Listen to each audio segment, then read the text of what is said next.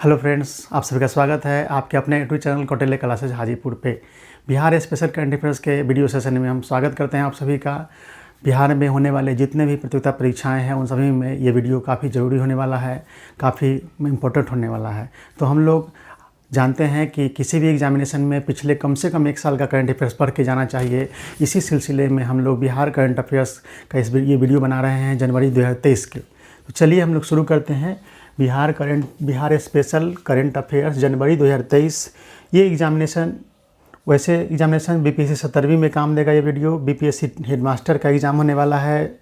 6000 से अधिक वैकेंसी आने वाली बीपीएससी हेडमास्टर का। TRE 2.0 के एग्जामिनेशन 7 तारीख से शुरू होने वाले हैं, उसमें ये काम देगा वीडियो। बिहार दरोगा के एग्ज़ाम में काम देगा। बिहार SSC में, बिहार पुलिस में या कोई अन्य प्रतियोगिता परीक्षाएं हों, जैसे बीएड का एडमिशन टेस्ट हो या डीएड का एडमिशन टेस्ट हो या किसी भी तरह का कोई एग्जामिनेशन हो जो इनके अलावा हो बिहार में, उन सभी में ये वीडियो काम का आने वाला है। तो चलिए हम लोग शुरू करते हैं। बिहार करंट अफेयर जनवरी 2023 का सेशन है ये। चलिए देखिए, जनवरी 2023 में मैथिली ठाकुर को आप सब लोग जानते होंगे। मैथिली ठाकुर काफ़ी चर्चा में थी। चर्चा में रहने का कारण यही था कि चुनाव आयोग ने बिहार राज्य का स्टेट आइकन नियुक्त किया था इन्हें। जनवरी 2023 में मैथिली ठाकुर को बिहार स्टेट का आइकन घोषित किया था, नियुक्त किया था निर्वाचन आयोग ने। भारतीय निर्वाचन आयोग, इलेक्शन कमीशन ऑफ इंडिया ने मैथिली ठाकुर को जनवरी 2023 में घोषणा की थी, नियुक्त किया था। क्या चीज़ नियुक्त किया था? बिहार राज्य का स्टेट आइकन नियुक्त किया था। देखिए, इनका सफ़रनामा काफ़ी इंटरेस्टिंग रहा है। 2011 में ये GTV सीरियल लिटिल चैम्प्स में भाग ली थी। उसके 4 साल बाद सोनी टीवी पर इंडियन आइडल जूनियर में भाग ली थी।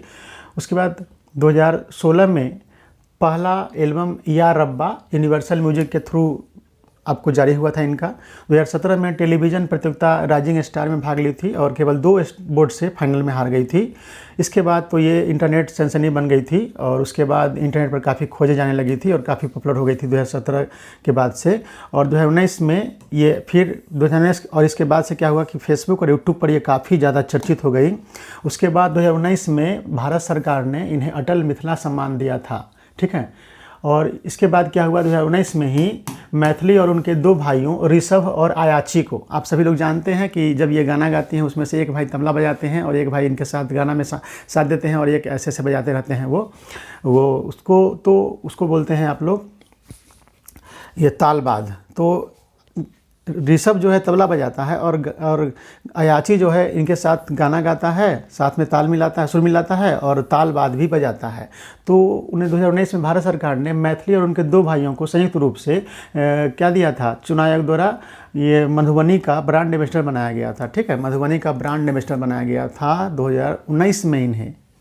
और उसके बाद 2023 में इन्होंने ब्रांड एम्बेसडर तक का सफ़र तय किया है निर्वाचन आयोग का, पूरे बिहार का। तो इस तरीके से मैथिली क्वेश्चन पूछेगा एग्जामिनेशन में कि बिहार का ब्रांड एम्बेसडर चुनाव आयोग किसे बनाया है, तो मैथिली ठाकुर को बनाया है। इनके 2 भाइयों का नाम भी रखिएगा याद, ऋषभ और अयाची। ऋषभ तबला बजाता है और अयाची गाना गाता है। और 2023 में जनवरी में इन्हें निर्वाचन आयोग ने बिहार स्टेट आइकन नियुक्त किया था। अब देखते हैं, ये मधुबनी की रहने वाली हैं। क्वेश्चन पूछेगा कि मधुबनी की रहने वाली, मधुबनी में भी कहाँ, तो बेनीपट्टी की रहने वाली है मैथिली ठाकुर। बिहार की काफ़ी पॉपुलर व्यक्ति में शामिल हैं ये। मैथिली ठाकुर काफ़ी चर्चित हैं। इनका गाना, ये फोक म्यूजिक में इंटरेस्ट रखती हैं और भोजपुरी और मैथिली गाना गाती हैं। चलिए नेक्स्ट है, 7 जनवरी 2023 को बिहार सरकार ने जाति सर्वेक्षण शुरू किया। आप सभी लोग जानते हैं कि जातिगत जनगणना के रिपोर्ट भी आ चुके हैं और बिहार विधानमंडल में इसका विधेयक भी पारित हो चुका है। राज्यपाल ने सहमति भी दे दी है अपनी और यह नोटिफिकेशन भी लागू हो चुका है 21 नवंबर से बिहार में नए आरक्षण सिस्टम, जिसमें कि अब आरक्षण की सीमा 75% तक पहुंच गई है, जिसमें से 65% OBC SC ST के लिए और 10% सवर्णों के लिए है। तो ये जो सवर्णों और SC ST OBC का जो आरक्षण का लिमिट है वो 75% तक पहुँच गया है बिहार में और 25% मात्र सामान्य सीटों के लिए है। तो इसके लिए संबंध में ये जानना आपको ज़रूरी है कि बिहार देश का ऐसा पहला राज्य है जो आज़ादी के बाद जातिगत संरक्षण कराने वाला राज्य बन गया है। इसका जो भी इतिहास जानिएगा जनगणना का, तो आप जानते हैं कि सबसे पहले जनगणना 1872 में हुई थी भारत में। उसके बाद 1881 से नियमित जनगणना शुरू हो गई थी। नियमित जनगणना करने का मतलब कि प्रत्येक 10 वर्षों पर जनगणना होती है, उसकी शुरुआत हुई थी 1881 ईस्वी में। और 2011 में जो जनगणना हुई थी वो 15वीं जनगणना थी। और उसके बाद 16वीं जनगणना जो होनी थी 2021 में, वो कोरोना की वजह से अभी तक नहीं हो पाई है। अब देखते हैं कब होता है। तो उसके संबंध में एक फैक्ट जान लीजिए कि भारत में जनगणना की शुरुआत 1872 में हुई थी, नियमित जनगणना की शुरुआत 1881 में हुई थी। अंग्रेजों ने 1931 तक जो जनगणना कराई थी, यानी 1881 से जो नियमित शुरू हुआ था, उसमें 1931 तक जो जनगणना अंग्रेजों ने कराई थी, उसमें जाति जनगणना भी वो कराते थे अंग्रेज।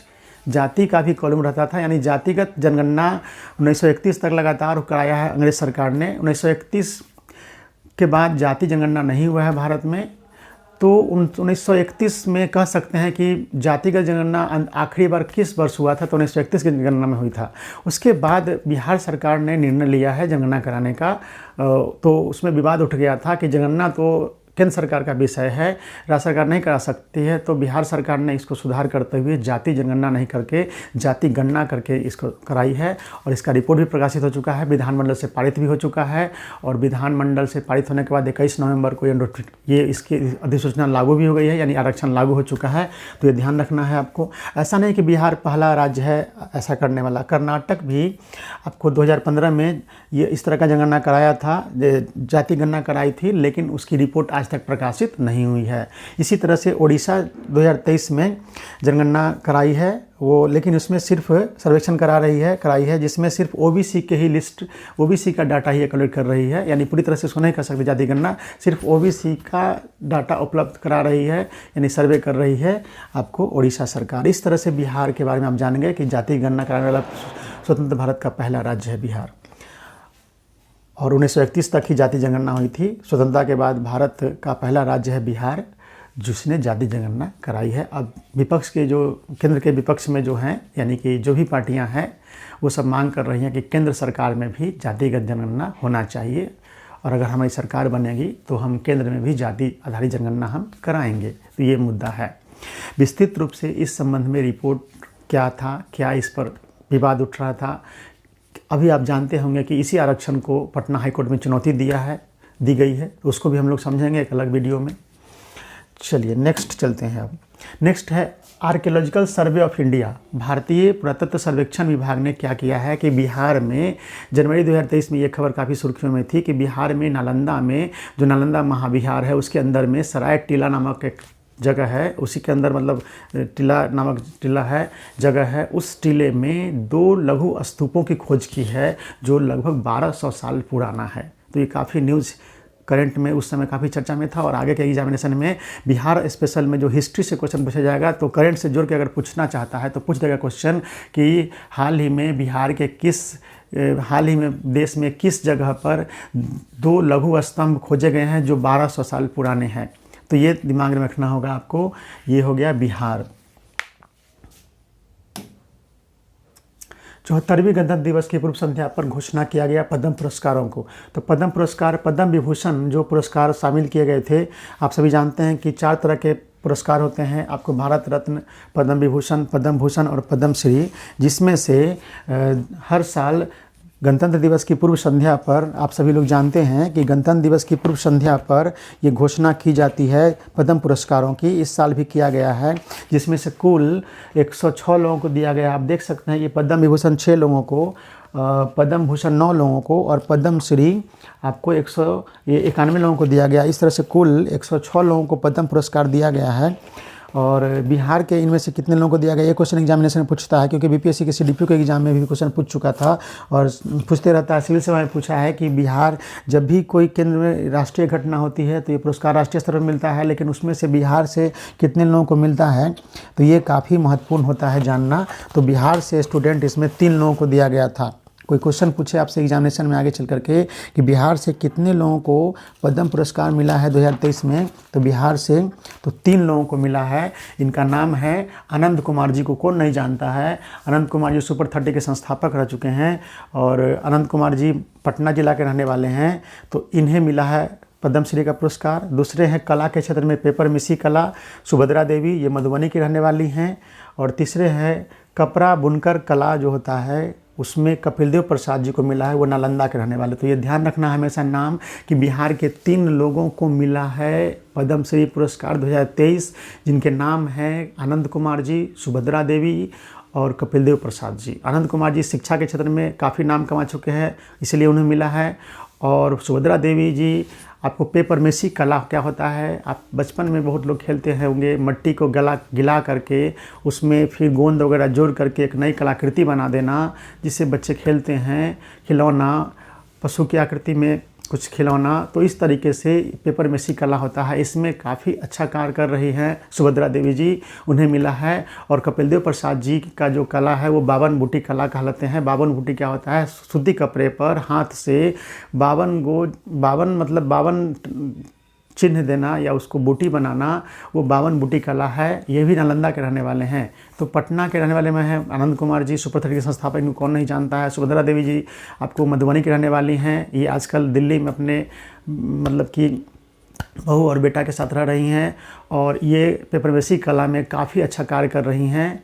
आप समझ गए पेपर मेसी क्या होता है। तो मिट्टी को गीला करके जो बच्चे खेलते हैं, उसे तरह तरह की आकृति बनाते हैं, उसी को अच्छे से खिलौना में तब्दील कर देना, आकृति बना देना और उसे एक अच्छा कला देना, ये इन्होंने सुभद्रा देवी जी ने किया है। और तीसरे हैं कपिल देव प्रसाद जी, जो बुनकर कला के क्षेत्र में, कपड़ा निर्माण में जो बुनकर कला होता है उसमें 52 बूटी कला के माध्यम से कपड़े को आकार देते हैं। तो इस तरीके से पद्मश्री पुरस्कार से भी एग्जाम में क्वेश्चन रहने वाले हैं, इसको ध्यान रखिएगा। 3 आदमी, आनंद कुमार जी आनंद कुमार जी शिक्षा के क्षेत्र में, सुभद्रा देवी कला के क्षेत्र में और बुनकर कला के क्षेत्र में कपिल देव प्रसाद जी को मिला है। अब एक और न्यूज़, उसमें 5वां न्यूज़ जो आज के करंट अफेयर्स में है, जनवरी 2023 में काफ़ी चर्चा में था। बिहार के नए महाधिवक्ता बने थे उस समय पीके शाही जी, प्रशांत कुमार शाही जी। इन्होंने ललित किशोर जी का स्थान लिया था। यहाँ उल्लेखनीय है कि कोई क्वेश्चन पूछ देगा कि वर्तमान में बिहार के महाधिवक्ता कौन हैं, तो आपको बताना होगा महाधिवक्ता प्रशांत कुमार शाही जी हैं, पीके शाही जी हैं। और इनके पहले कौन थे, तो ललित किशोर जी। ललित किशोर जी ने इस्तीफा दिया था, उसके बाद इन्हें बनाया गया था। और ये ध्यान देने वाली बात है कि प्रशांत कुमार शाही जी बहुत बड़े वकील हैं पटना हाई कोर्ट के, और इन्हें दूसरा बार बनाया गया है। पहली बार ये 2005 में जब नीतीश कुमार जी की सरकार बनी थी पहली बार, तो 2005 से 2010 तक प्रशांत कुमार शाही जी रहे हैं महाधिवक्ता। उसके बाद 2010 में जब नीतीश कुमार जी की दूसरी बार सरकार बनी तो ये शिक्षा मंत्री बनाए गए थे और ये शिक्षा मंत्री रहे हैं। उसके बाद जब शिक्षा मंत्री के बाद इन्होंने फिर से वकालत करना शुरू कर दिया था पटना हाई कोर्ट में, और एक बार फिर से इन्हें महाधिवक्ता बनाया गया है बिहार के। ये जो 14 जनवरी से ये पद पे आसीन हुए हैं, 13 जनवरी को घोषणा किया गया था। तो इस तरीके से बिहार के वर्तमान में महाधिवक्ता जो हैं वो प्रशांत कुमार शाही जी हैं, जो पूर्व शिक्षा मंत्री भी रह चुके हैं और एक बार और एडवोकेट रह चुके हैं। पहली बार 2005 से 2010 तक महाधिवक्ता रहे हैं और 2010 में मंत्री बने थे, शिक्षा मंत्री। इस तरीके से प्रशांत कुमार शाही जी का नाम ध्यान रखना है। तो आज के जो करंट अफेयर्स है, बहुत सारे न्यूज़ चर्चा में थे जनवरी 2023 में, लेकिन ये 5 करंट अफेयर्स काफ़ी महत्वपूर्ण मैंने इसको चुन कर लाया हूँ आप लोगों के लिए। और ये 5 में से ज़रूर कोई ना कोई क्वेश्चन एग्जामिनेशन में आपको देखने को मिलेगा, बीपीएससी टीआई 2.0 में हो या बीपीएससी 70वीं में हो या बीपीएससी हेडमास्टर में हो या बिहार दरोगा में हो, इन सभी एग्जामिनेशन में बिहार से करंट जो पूछे जाते हैं वो हमारे चैनल पर रहकर आप उसके सारे प्रश्न बना सकते हैं फ्रेंड्स। तो चलिए, आप सभी को का अभिनंदन करते हैं कि आप सभी लोग हमारे चैनल से जुड़े रहें, और जिन लोगों ने हमारे चैनल को सब्सक्राइब अभी तक नहीं किया है प्लीज़ सब्सक्राइब कर दीजिए और लाइक कर दीजिए और शेयर भी कर दें, और नीचे कमेंट करें कि आप किस तरह की वीडियो चाहते हैं हमसे। हम आपको आगे चल कर के हिस्ट्री का और पॉलिटी का व्यवस्थित तरीके से क्लास शुरू करेंगे यूट्यूब पर। आप सब लोग हमारे चैनल से जल्द जुड़ जाइए। हिस्ट्री इस तरह से पढ़ाएंगे जैसे आज तक आप लोगों ने नहीं पढ़ा होगा, एकदम आसानी से और सरल भाषा में हिस्ट्री पढ़ाने के लिए हम काफ़ी जाने जाते हैं। बताने के लिए पढ़ाना कुछ नहीं होता है, किसी को पढ़ाना कुछ नहीं होता है, जानकारी देनी होती है स्टूडेंट। तो इतिहास, आगे चल कर के इतिहास और पॉलिटी, ये 2 सेक्शन हम शुरू करेंगे यूट्यूब पर। तो आप लोग हमारे चैनल से जुड़ जाइए। इतिहास एक बार अगर जान लेते हैं लोग, तो किसी भी एग्जामिनेशन में इतिहास से जुड़ा हुआ क्वेश्चन कभी एग्जाम में नहीं छूटेगा, ये मेरा दावा रहेगा। क्योंकि इतना सरल तरीके से, व्यवस्थित तरीके से इतिहास का अध्ययन हम आपको कराएंगे इस यूट्यूब चैनल पे, जिससे आप कहेंगे कि हाँ, भारत का इतिहास ये है। और एक हर व्यक्ति को भारत का इतिहास जानना चाहिए। ये नहीं कि कोई तैयारी करते हैं कंपटीशन का सिर्फ उसे ही पढ़ना चाहिए, नहीं, हर आदमी को, देश का हर एक नागरिक को भारत का इतिहास जानना चाहिए, तभी उसे भारत से लगाव हो पाएगा। और भारत की राज्य व्यवस्था का भी जानकारी होना चाहिए, भारतीय संविधान की जानकारी होनी चाहिए, तभी वो संविधान का पालन करेगा। हम छोटा से छोटा और राष्ट्रपति तक सभी लोग संविधान का पालन करते हैं और उस संविधान को जानने की कोशिश करेंगे हम लोग आगे चल करके। तो अगले वीडियो में हम लोग बात करेंगे एक और नए वीडियो के साथ, जिसमें बिहार करंट अफेयर्स की चर्चा रहेगी, फिर हिस्ट्री की भी क्लास शुरू होंगे। तो इस तरीके से आप सभी लोग यूट्यूब से जुड़ जाएं हमारे चैनल से और इसको लाइक कर दें, सब्सक्राइब कर दें। अभी तक जिन लोगों ने सब्सक्राइब नहीं किया है प्लीज़ सब्सक्राइब कर दीजिए, क्योंकि सब्सक्राइब कर देंगे और बेल बटन दबा देंगे, प्रेस कर देंगे तो आपको सारे वीडियो हमारे नोटिफिकेशन चले जाएंगे और आप समय देख लेंगे और एग्जामिनेशन में सफल होंगे। तो इस तरीके से बिहार करंट अफेयर्स की सीरीज़ कैसा लग रहा है आप लोगों को, आप लोग कमेंट करिए और कमेंट करके बताइए कि बिहार करंट अफेयर सीरीज़ कैसा लग रहा है और आगे कौन कौन सा विषय आप जानना चाहेंगे हमारे सरल और आसान भाषा में। तो इस तरीके से बिहार करंट अफेयर्स के आज अब तक 3 वीडियो अपलोड हो चुके हैं। आप लोग बिहार करंट अफेयर्स के नवंबर महीने के 2 वीडियो देख लें और ये जनवरी 2023 का एक वीडियो ये अपलोड हो चुका है। आप सभी लोग इसको देख लीजिए ताकि बीपीएससी टीचर के एग्जामिनेशन अभी हाल में सबसे नज़दीक में है, उसमें से बिहार स्पेशल करंट अफेयर्स जो पूछे जाएंगे वो हमारे वीडियो से ज़रूर रहने वाले हैं। आप सभी लोग ये देख कर जाएँ। तो चलिए धन्यवाद, आप सभी लोग सब्सक्राइब कर दें हमारे चैनल को और बेल बटन दबा दें ताकि कोई भी वीडियो डालेंगे तो नोटिफिकेशन आपको चला जाएगा। धन्यवाद।